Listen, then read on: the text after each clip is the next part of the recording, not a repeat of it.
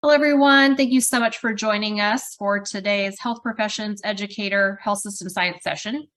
Just a couple of housekeeping items before we get started. If you're posting questions, please go ahead and post those in the chat. And throughout the session, we will let Aaron know that there are questions available, and we will read those out for him.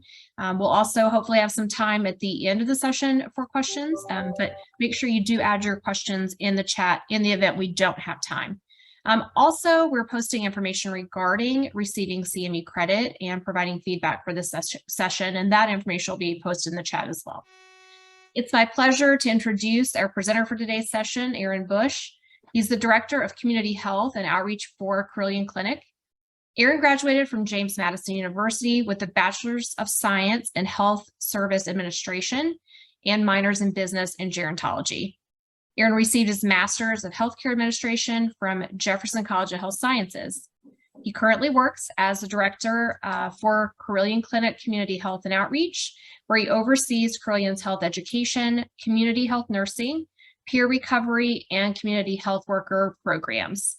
Aaron is also on the board of directors at Presbyterian Community Center in Southeast Roanoke City and at Goodwill Industries of the Valleys. He serves on the steering committee and chair for the Healthy Behaviors Work Group for Healthy Roanoke Valley, which is a partnership of over 50 community partners working to create strategies that tackle the issues plaguing the health of the area. Aaron has presented at local, state, and national conferences and lives here in the city of Roanoke. Thank you so much for joining us today, Aaron. I'm going to turn it over to you. Great. Thank you, Sarah. I'm going to attempt to share my screen now.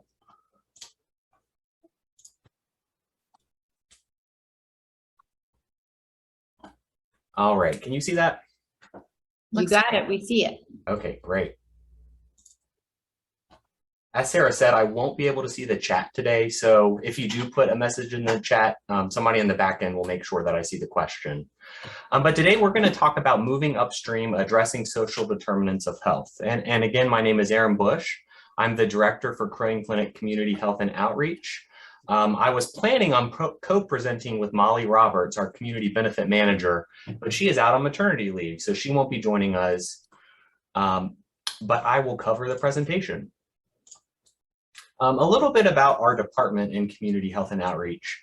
We roll up under Shirley Holland, who's our Vice President for Planning and Community Development. And within Carilion, in partnership with our Community Benefit team, we have the responsibility for conducting community health assessments, responding to needs through community investments through a grant and community-based sponsorship process, community partnerships, which we'll be talking about today, community health improvement programs, neighborhood health initiatives, and then we report everything back into community benefit, which we'll go over today as well.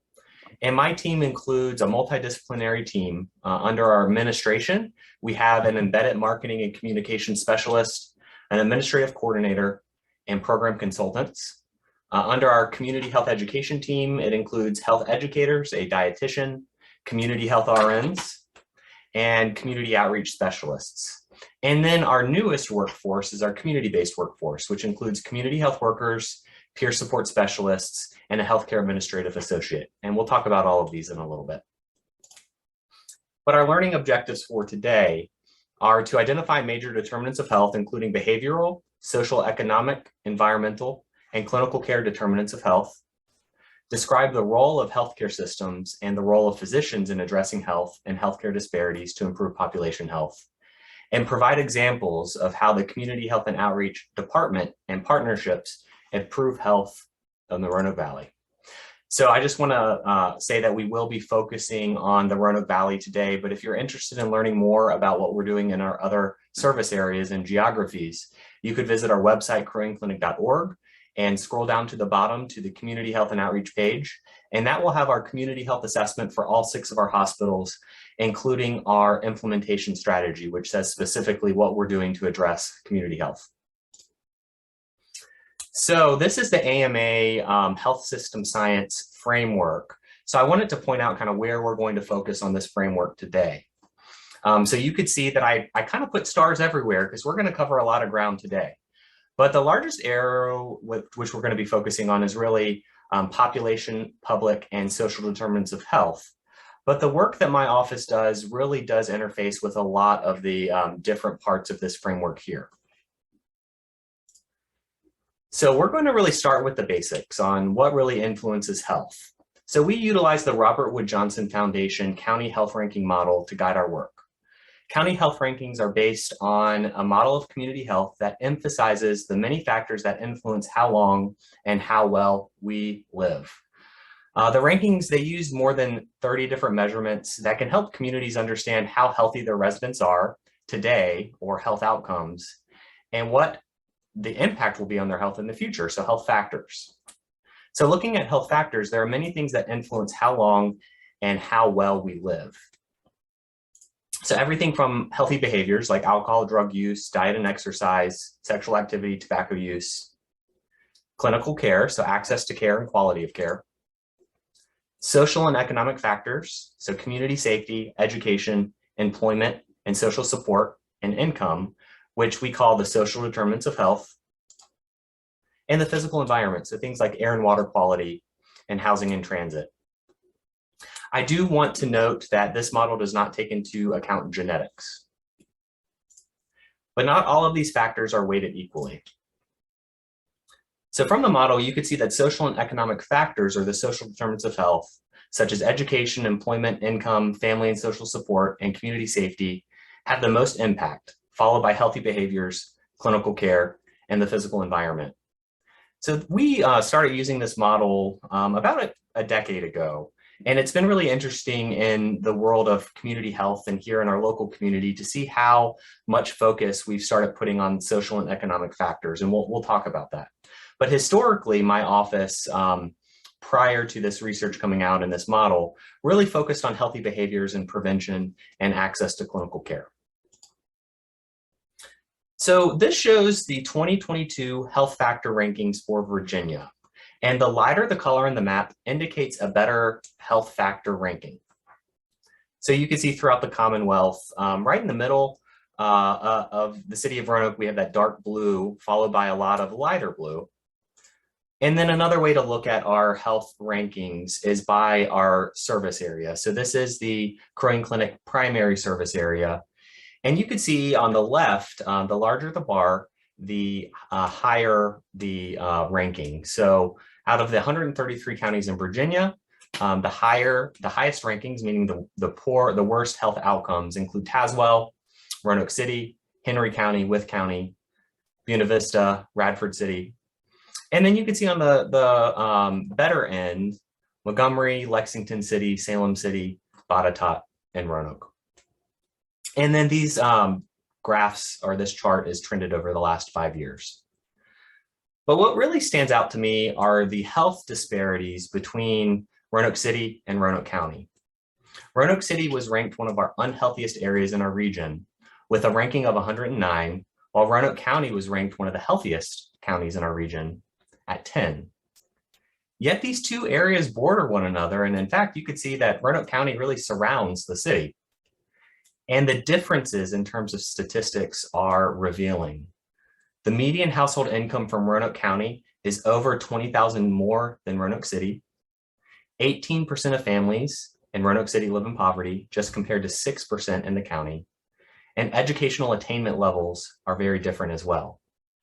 And then if you look on the right, you can see life expectancy compared to some parts of Southwest County versus Southeast City, which have 15-year differences in life expectancy. And Roanoke City, within the city southeast, Roanoke Memorial Hospital is technically located in southeast. So can we live with the fact that within the shadow of our largest hospital, Crow Wing Roanoke Memorial Hospital, we have a neighborhood such as southeast with such grave health disparities? So since 2015, we have identified southeast as one of our geographic areas that we've put a lot of focus in, and we'll talk a little bit more about our community health improvement work in Southeast City.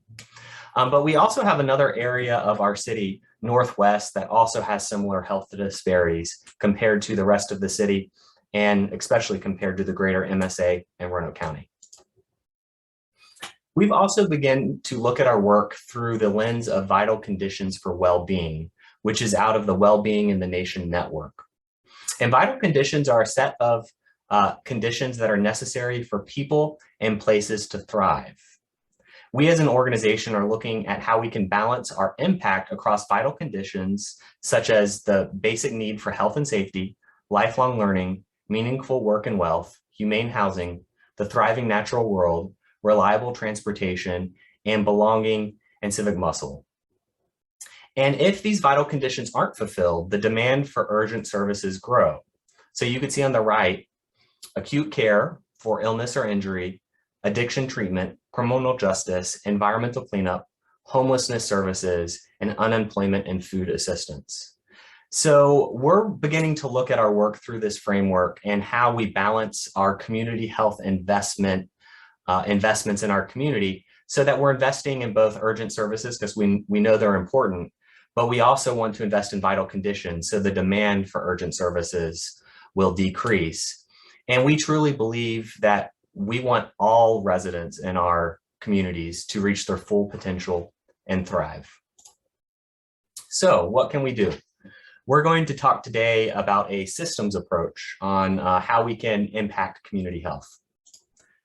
So I'm going to start with just some basic definitions. We're going to start with community benefit. So community benefit is the many ways that Crow Clinic and other hospitals support, invest in, and give back to our community. So this is actually, community benefit is an actual IRS requirement, but we've been giving back to our communities because it's our mission to improve the health of the communities we serve well before this was a requirement. But here's a little history of community benefit. In 1969, that's when the IRS began allowing hospitals to be not-for-profit if they engaged in health promotion activities that benefit the community. And then in 2008, all not-for-profit hospitals were required to start scheduling or filing a Schedule H with the organization's tax return, their 990, to report community benefit.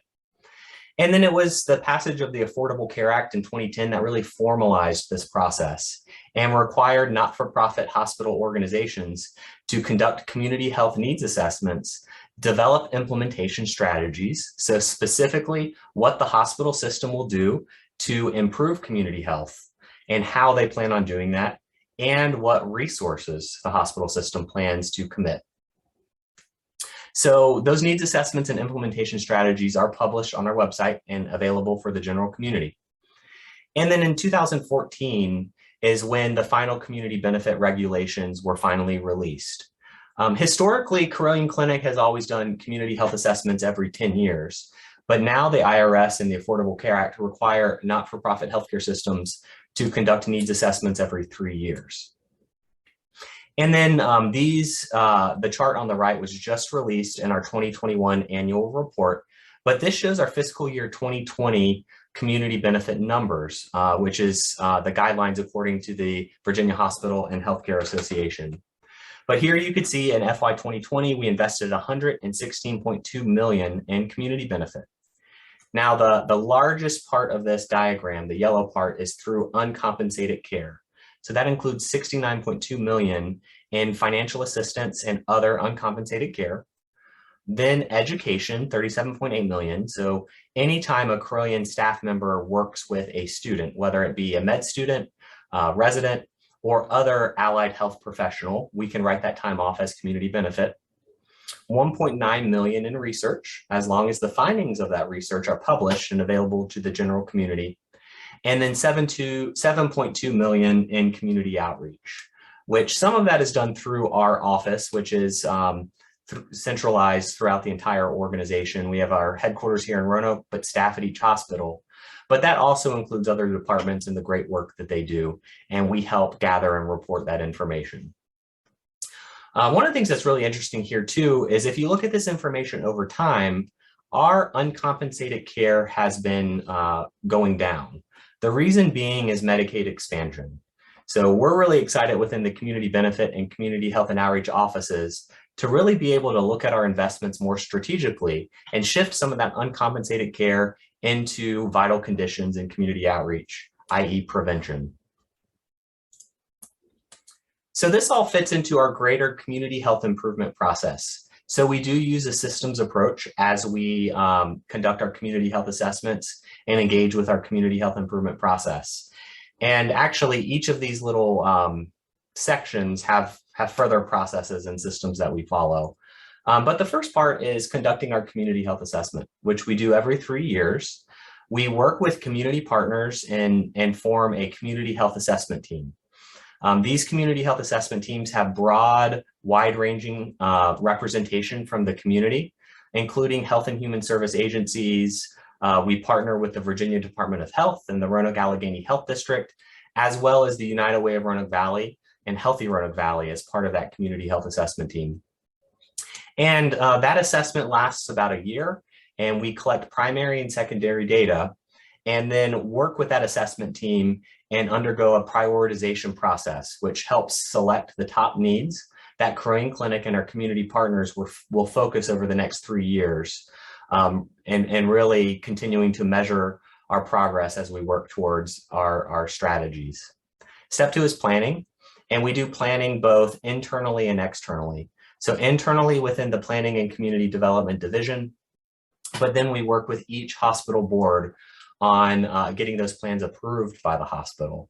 So this afternoon, I'm actually traveling to Franklin Memorial Hospital for their board meeting to present an update on our community health plan and what we've been doing since our 2021 community health assessment.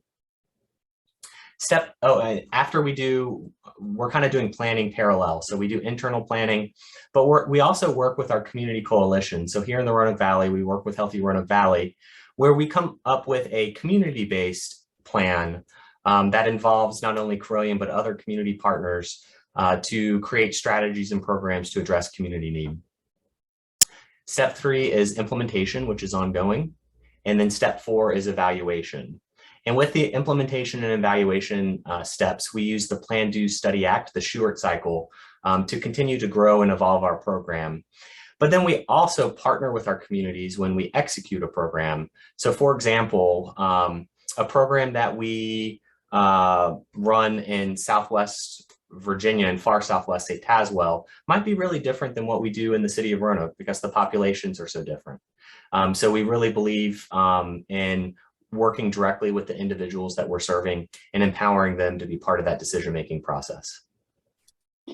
Erin, I'm just going to interrupt you just for a second. Sure. Nancy's here with us and said, just for clarity, some of the costs associated with education can be included in our community benefit numbers. There are a number of regulations associated, and our devotion and expense for education is considerably more. So there are some caveats, but I would love to take that offline and explore. And if we are missing some opportunities to report, we would love to do that. Thank you. So continuing to move right along, our 2021 health priorities, according to the 2021 Community Health Assessment, include mental health, so access to mental and behavioral health care services, access to substance use services, alcohol and drug use, and then general mental health problems. Socio and economic factors, so poverty, low average household income, affordable safe housing, transportation and the transit system, and lack of family and social support systems, access to primary care, and then the impact of COVID-19. This by no means is a comprehensive list, but this is what has been prioritized by our community health assessment team.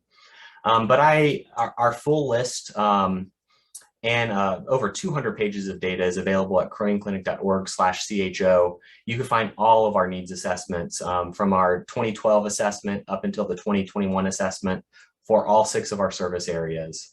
But it's also really interesting to see how some of these needs have changed. So back in 2012, social and economic factors really didn't bubble up as a top community need. And we really focused on access to care, whether it be primary care, specialty care, and dental care.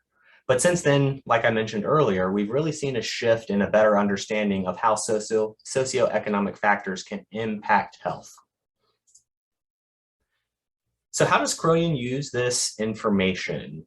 So we use the needs assessment information in a variety of ways as part of our strategic development and planning activities. So within our planning team for Crow Clinic, we actually have an embed that looks at community health data and community health needs. And in all of our planning activities and strategic activities, we consider community health and the supply and demand and what services are needed where within our community. It also guides our community health and outreach programs and program development.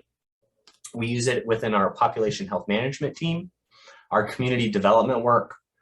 It helps guide our community grant investments, and then to select geographies for our neighborhood health initiatives. And then over 10 years ago, we responded to the needs assessment by creating Healthy Roanoke Valley, which is a collective impact coalition based out of the United Way. So we know that these are big problems and we cannot solve them alone. And we really need to partner with neighbors and families and other nonprofits to address these issues. So we use the STRIVE collective impact model, which is out of Stanford, which focuses on relationships and trust between organizations and communities as the foundation for real progress and change. And collective impact involves a commitment of a group of important stakeholders and players from different sectors that have a common agenda for solving specific social problems. And it's a best practice that leads to large-scale change, and it focuses on the relationship between the organizations and progress towards shared strategies. So really, it's looking at a community need, having a shared goal, and then addressing that need from multiple angles and working together with shared measurement so we know how we're doing. And the theory is if we can work together as nonprofits, health and human service agencies, and community members, we can have greater impact at a lower cost per client and per agency, and better outcomes because we share those outcomes. So here are some of our collective impact partners. These are partners from the Roanoke Valley, but I'm going to focus today mainly on Healthy Roanoke Valley, which is one example of a successful community collaborative under the collective impact model. So Healthy Roanoke Valley was born 10 years ago following our 2012 community health assessment. And the people involved didn't want this assessment just to be a document that sits on the shelf. So we started with the Network of the Willing and had over 50 organizations come together to form Healthy Roanoke Valley, which again, our backbone agency within Healthy Roanoke Valley is the United Way, and they provide that backbone support and meeting support. But also we felt that we did not want Carilion to lead the coalition because we wanted all of our healthcare organizations to participate, even those traditionally that might view Carilion as a competitor. We really think that it takes everybody working together to address these issues. And we were really honored in 2020 that Carilion received the AHA Nova Award, which is the Dick Davidson Nova Award, which recognizes collaborative work of hospital and community organizations to improve health status. And this is one of the highest honors in community health by AHA, and we won it in partnership with Healthy Roanoke Valley for that work at developing and funding Healthy Roanoke Valley. I bring up Healthy Roanoke Valley because there are opportunities for providers to engage. So this shows our new work group and advisory committee structure. So the main three work groups for Healthy Roanoke Valley are Healthy Behavior Work Group, our Mental Wellbeing Work Group, and our COVID Work Group. But in the last 10 years, we've seen so many other great partnerships that have evolved that now we have collaborative relationships and we're becoming a partnership of many coalitions. So we also work collaboratively and share outcomes with the Roanoke Regional Food Systems Partnership and the Mental Health Collaborative and the Roanoke Valley Collective Response. So all of these work groups are working to identify various indicators and strategies to improve community health. In previous years, we have had a separate provider committee, but you'll see here that we have an advisory committee now for providers where providers can participate. It's a lot less frequent of meetings, and then they could help shape the work that we're doing within the coalition. And it's really not a very big time commitment. So our goals for our work groups: for the Mental Wellbeing Work Group, to address the rise in mental illness and substance misuse through stigma reduction and integration of access to care. The COVID Work Group is decreasing the prevalence of and negative health impacts of COVID-19. And the Healthy Behaviors Work Group, which I chair, is increasing healthy eating and active living to improve health and well-being at any age. And so each work group is responsible for defining the strategies using research and evidence and best practices. And then we work with our data committee to develop indicators. And the idea is being able to report these indicators from multiple organizations so we can show greater impact. And then we work with our operations and the Backbone United Way on developing implementation timelines and activities. And that we are led by a steering committee that has representatives from many organizations, including Carilion. And then we ultimately report through the United Way board. In addition to Healthy Roanoke Valley, we have started working with other national organizations and state of Virginia organizations on looking at this social determinant work. So we actually received a grant from the Rethink Health Foundation, which is a Ripple initiative, to really become health system stewards. So Rethink Health works with national and regional stewards to discover what it takes to design and execute transformative change to produce better health and well-being for all. Stewards are people or organizations who take responsibility for working with others to create conditions that all people need to thrive, beginning with those that are struggling and suffering. So stewards, they can be affiliated with an organization or they could act on their own agency, such as residents. And stewards have equity orientation regarding purpose, power, and wealth.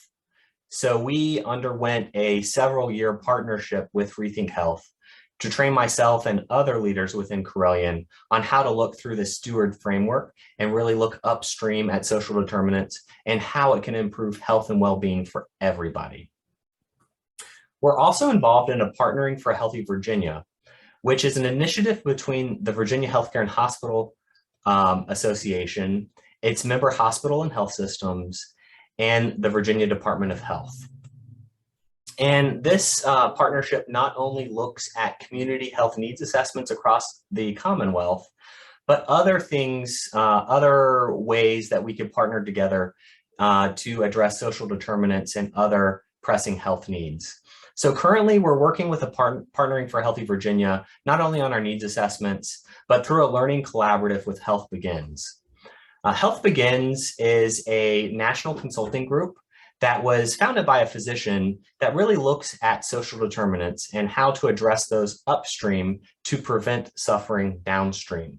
And we're specifically working with Health Begins in a learning collaborative that we're in year 2 now, as our healthcare systems develop community health worker programs and how we integrate those within our healthcare teams and our healthcare systems, which we'll talk about a little later.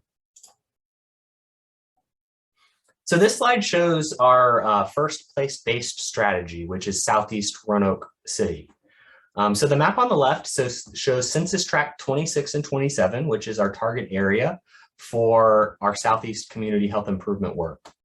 And each icon, you can see different resources and services that we brought to that community.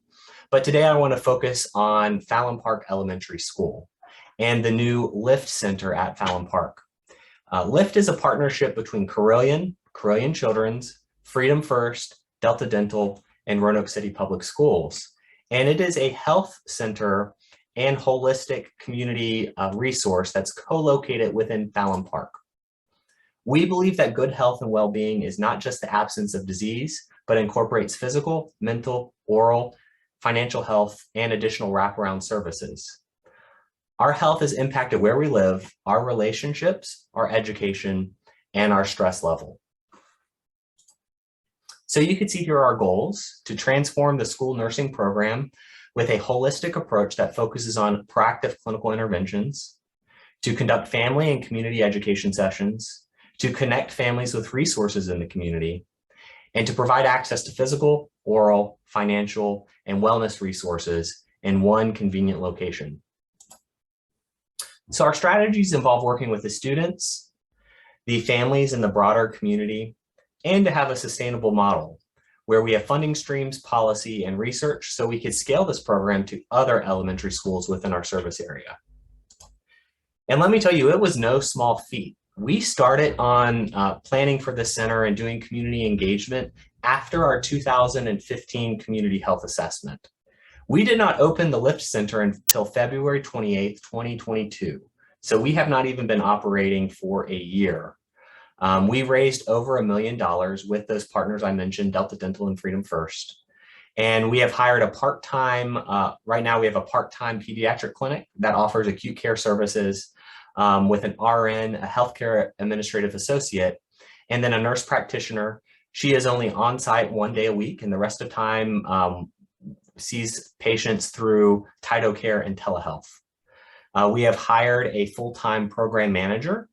She is the program manager of LIFT, but also looking at our comprehensive school-based strategies.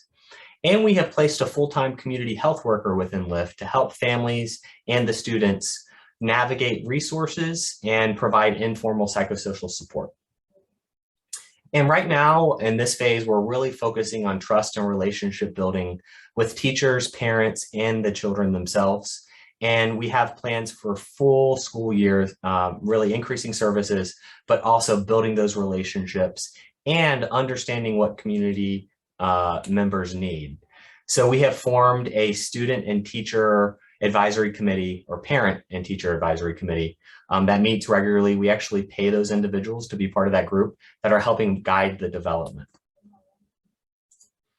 I also wanted to mention our local food program, which is really exciting to me. It's in its 10th year. This is one of the programs that I started when I first came to Carilion. But this started with the signing of the Healthy Food and Healthcare Pledge, which committed Carilion to buy local, nutritious food for patients and employees in our cafeterias. And that really started a whole wide range of our local food program. So in 2012, we started our Farm Share program, which back then it was a partnership with Good Food, Good People, a farm collaborative based out of Floyd, Virginia. But now it's operated by Leap for Local Foods. And we offer convenient location for pickup for farm shares, or also called community supported agriculture. And for our employees, we offer payroll deduction. So historically, farm shares are community supported agriculture. You pay your farmer at the beginning of the season for a share of their local produce that they grow. It can be really unaffordable for some families because it is that upfront investment. But Carilion, we offer payroll deduction for our staff, and we split that expense across 12 pay periods to make it more affordable. And then you can pick up your farm share right in Riverwalk Garage located at Roanoke Memorial Hospital. And since we started this program in 2012, we have sold over $520,000 of local produce using payroll deduction. And Carilion takes none of that. All of that goes back to our local farmers and producers. And as a result, we've seen some of these farms increase and scale up. And then since 2012, we have invested nearly $600,000 in local food nonprofits, including SNAP EBT, formerly Food Stamp, Double Values at various farmers markets throughout our regions, Leap for Local Foods in their community kitchen, the Feeding America Mobile Produce Unit, Happy Healthy Cooks, and other nonprofits, not just in Roanoke, but throughout our entire area.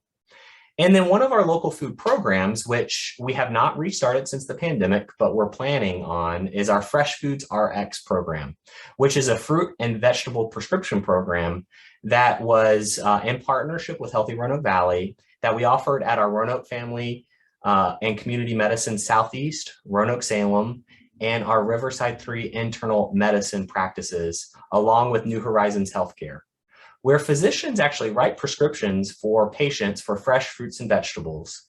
And then Leap's mobile farmers market comes on site once a week where patients can actually pick out their food. And during those sessions, we have health educators on site that provide education. And then outside of the mobile farmers market, we also hold cooking demonstrations. So with this new program, we're looking at how we can scale it up and have greater impact, because the existing model that we have is a very resource intensive for such a few amount of patients, but the results are really promising with this program. Of the participants, more than 60% saw a decrease in their BMI and a decrease in their hemoglobin A1C, and nearly half saw a decrease in blood pressure. But again, that sample size was fairly small, so we're really looking at how we can ramp this program up and get more scalable outcomes. Erin, if I could interrupt just one Sure. more.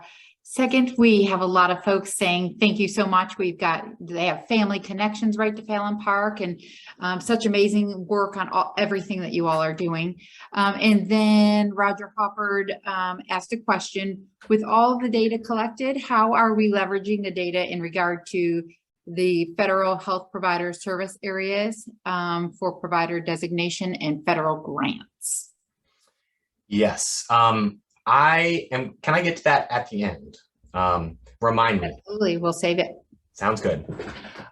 So sticking on the local food theme, we also opened up an urban farm in Southeast Roanoke. So the Morningside Urban Farm is located in Morningside Park and is a fully educational space. We have hired a part-time farmer, Cameron Terry, and it's co-located next to a community garden. And since we opened the space, all of the community garden plots have been used. And this was one of our first interventions where we came back to the Southeast neighborhood and asked residents what they would like to see in their own neighborhood. And we heard from that neighborhood that many of the families that grew up in that area, or their parents or grandparents grew up in that area, used to have a strong connection to agriculture. But when the West Coast plant, which you could actually see in the top left corner, closed in Southeast, that's when that neighborhood really started experiencing a lot of poverty. And so we heard about the desire to have access to local produce, perhaps to learn how to grow fruits and vegetables, but also to have a community space where neighbors could come and socialize together. So Morningside Urban Farm does all three. And currently we have about 2 or 3 events per week out at the farm. And our urban farm programming have some of the greatest outcome and attendees that go. And the idea is you could come, you could learn here how to grow your own food and live healthy lifestyles. And then to incentivize participants to our classes, all of the harvest goes back to class participants for free. And then the surplus crops are donated to local nonprofits that serve the Southeast community. We also have a book called Easy Health. It comes out quarterly that has all of our community health improvement events as well as our community partners. It also has a companion Facebook page where we share different resources and ideas on how to maintain healthy lifestyles. This slide shows some of our community health programs. I'm not going to go over each of these because we are currently doing some strategic planning and some of these programs might change. But I did want to highlight our community health nursing team and the work that we've done since COVID.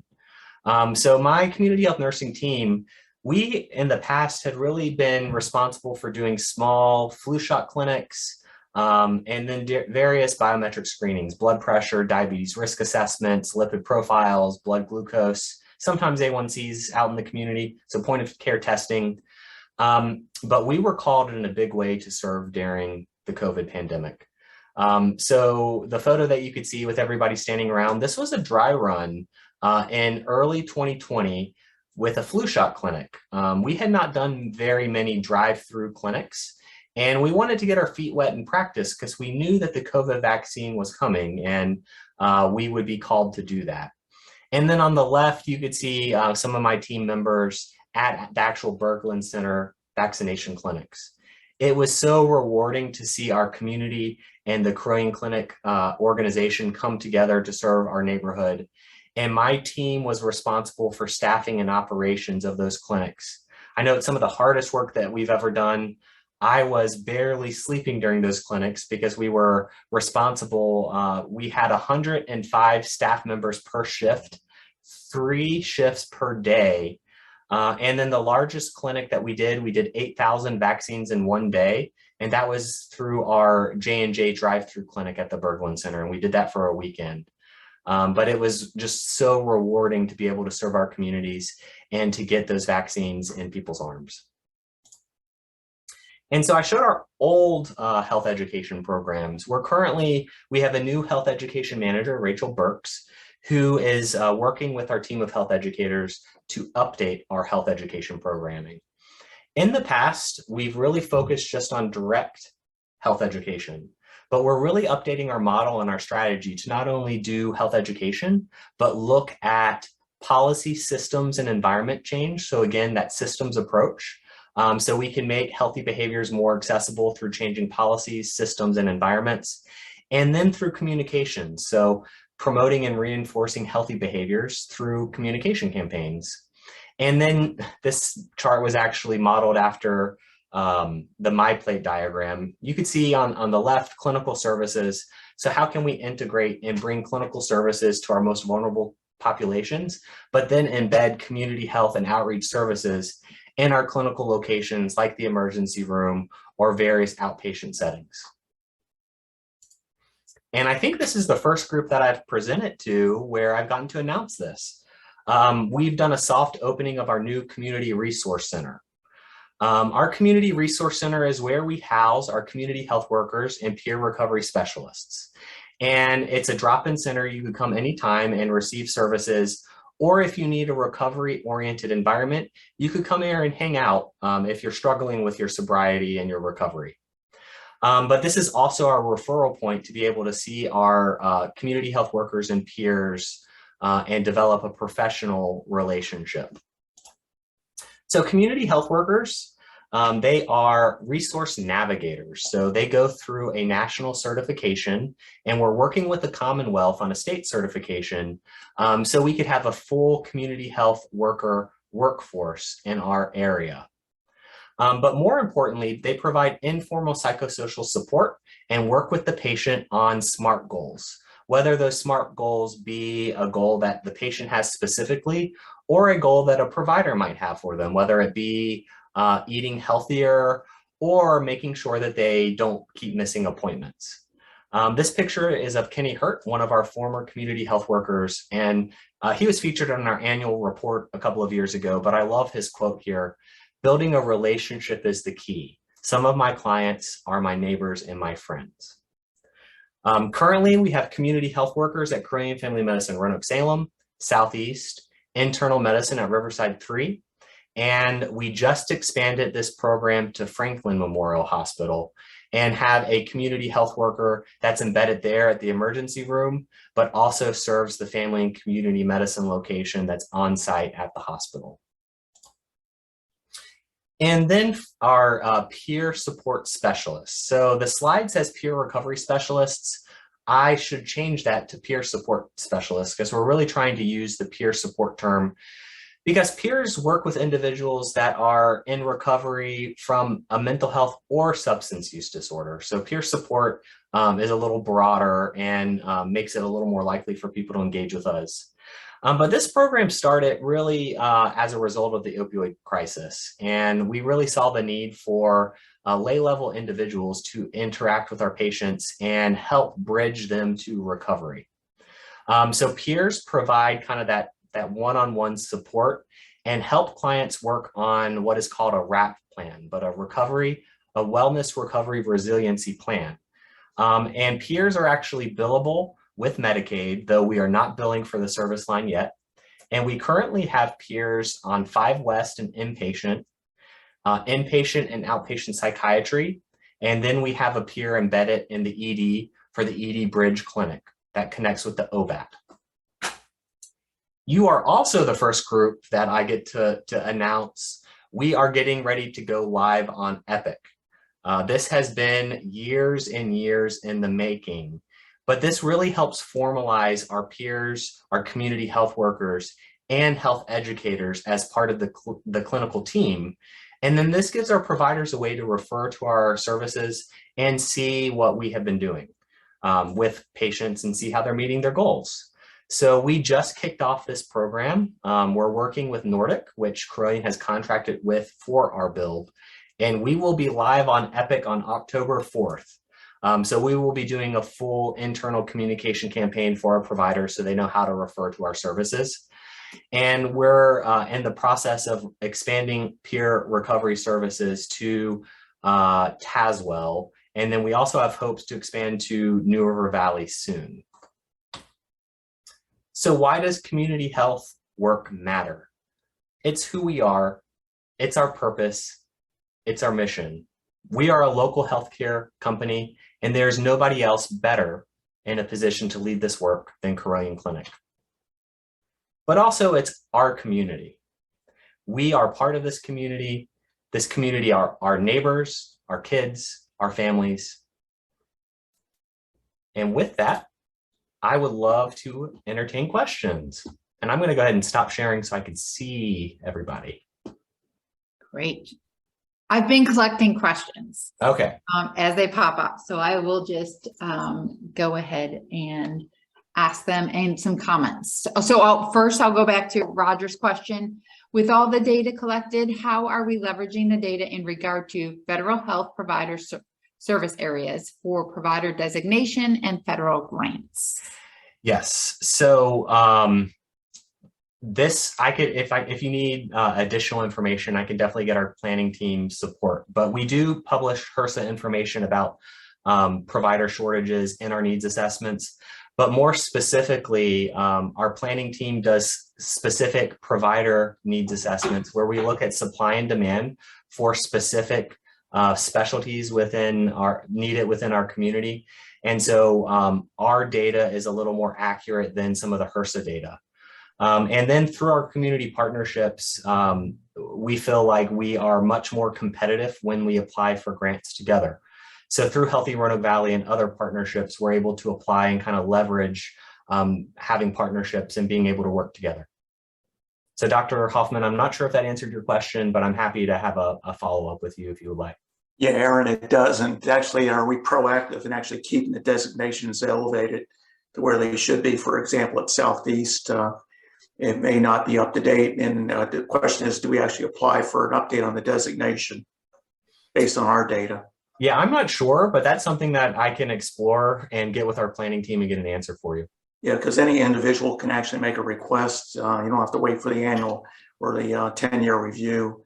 Mm-hmm. If things have changed, like demographics have changed in Southeast from when I actually entered a request to update it back in around 2005. Mm-hmm. We were turned down for HSSOF designation then because 90% of the population was Caucasian and had very few immigrants, and that demographics has changed quite a bit since then. Yeah, I'll make myself a note and I will follow up. Thanks, Aaron. Okay, and Kim Simcox asks or says, Aaron, I'd love to talk to you about how I can collaborate with you to help the Emerald program for pregnant and parenting individuals with substance use disorders. My patients would definitely benefit from these services. And then also, she mentioned the peers are critical. When will they have EPIC access? And that was right October 3rd. On the slide. So impressive. A lot of people were excited about that. Andre Mulliner says, starting the healthcare program for asthma at Fallon Park Elementary School was the highlight of my medical career. Wow. That's awesome, Dr. Mulliner. Nikki Mitchum, the principal, was an outstanding leader, loved by her students and trusted in the community. Those are awesome. Dorothy Gardner says, CHO helped our community tremendously and saved lives through the vaccine clinics and the COVID monoclonal antibody work. Thank you. Oh, Dr. Gardner, thank you. And it's good to hear from you. And then Baba Mizra says, all those reasons, and it's more cost effective to make impact earlier than later. Absolutely. Yes. Proactively versus retrospectively. Retroactively. Any other questions, comments? And y'all are making me blush. I appreciate the positive feedback. Oh, yeah. I have a couple questions for you, Aaron. Every time we hear from you, I am amazed at the new slides you add, evidenced by all the work that you are doing over there. So if folks are interested in learning more about how they can get involved in the work that you are doing, that your group is doing, who should they contact? How should they go about getting connected with folks over in your area to talk about ways that they can get involved with what's going on? Sure. You could either reach out to me directly. My email is amhbush, B-O-U-S-H, @crowingclinic.org. Or you could reach out to our departmental email, which goes to several of us, but communityoutreach@crowingclinic.org. We could talk about specific opportunities to serve based on your interest. Fantastic. Thank you. And then I have another question for you. The work that you all have done at Fallon Park Elementary is just amazing. And also your urban garden plans that you all have coming along, those are also really impressive. I do some work in the community with very specific populations, and I'm curious if you all have plans or thoughts around expanding those two initiatives in particular, what you have going on at Fallon Park, and then also your urban gardening initiative. Sure. With the Urban Garden Initiative, we're actually going to be partnering, or are partnering, with Leap for Local Foods to really create a network of gardens. So Leap for Local Foods and formerly Roanoke Community Garden Association have several gardens throughout the area.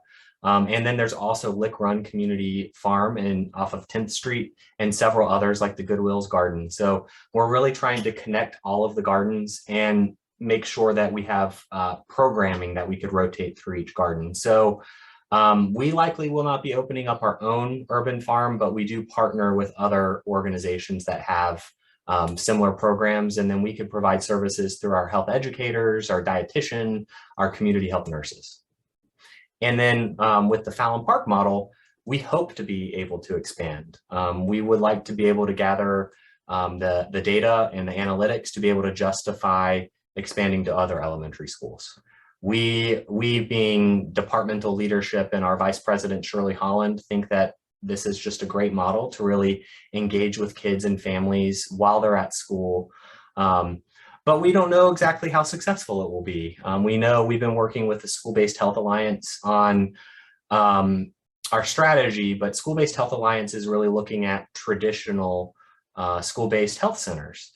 With this model, we want to take it a step further, where it's not only do we provide clinical care, but we provide those wraparound and family supports. So going back to social determinants of health, and stabilizing families from a social determinant and then a mental health perspective, so then they could focus on their well-being and general wellness. So I hope that we do get to expand. That is so lovely. Thank you. Elena Carvalho asks, some students at Fallon Park struggle to learn as a result of all of their concerns. Is there any plan to measure progress on learning as a follow-up with this project? Yes. So our outcomes and research committee is looking at our larger outcomes. The literature shows that school-based health centers can decrease chronic absenteeism in school. There are some members of the committee that think that we could impact third grade reading levels. So we're still negotiating with the schools and our steering committee to define what that measure is, but there will be some sort of measurement from the school, whether that be chronic absenteeism or third grade reading levels. That's great, thank you. Other questions or concerns? Feel free to unmute if you're able, or type them right in the chat.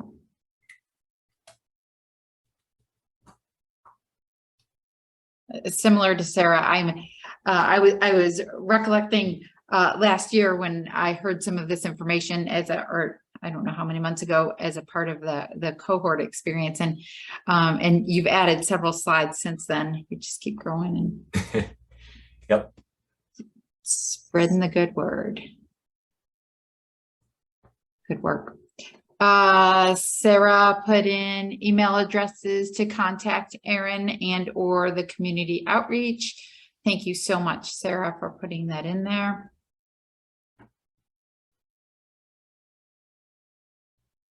And thank you to everybody who's interested. There are lots of people in here who have chimed in that they're interested in partnering with you all.